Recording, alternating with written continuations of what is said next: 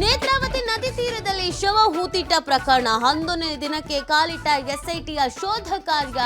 ಕಳೆಬರ ಹುಡುಕಾಟಕ್ಕೆ ಬಳಕೆ ಆಗುತ್ತಾ ಜಿಪಿಆರ್ ತಂತ್ರಜ್ಞಾನ.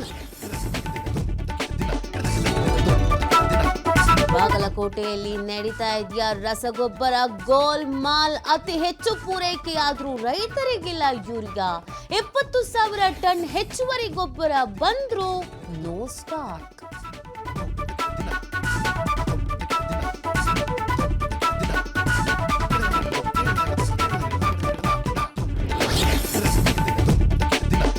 ಮಂಡ್ಯದಲ್ಲಿ ನಿಲ್ಲದ ಹಾಲಿಗೆ ನೀರು ಮಿಶ್ರಣ ಪ್ರಕರಣ.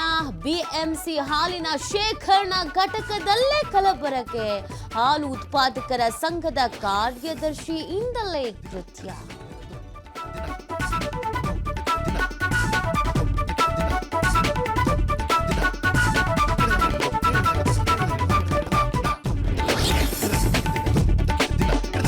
ಹಳೆ ದ್ವೇಷಕ್ಕೆ ಹರಿಯಿತು ಆಟೋ ಚಾಲಕನ ನೆತ್ತರು. ಹುಬ್ಬಳ್ಳಿಯಲ್ಲಿ ತಡರಾತ್ರಿ ಚಾಕು ಇರಿತ ಡೆಡ್ಲಿ ಅಟ್ಯಾಕ್ ಮಾಡಿ ಆರೋಪಿ ರೋಹಿತ್ ಎಸ್ಕೇಪ್.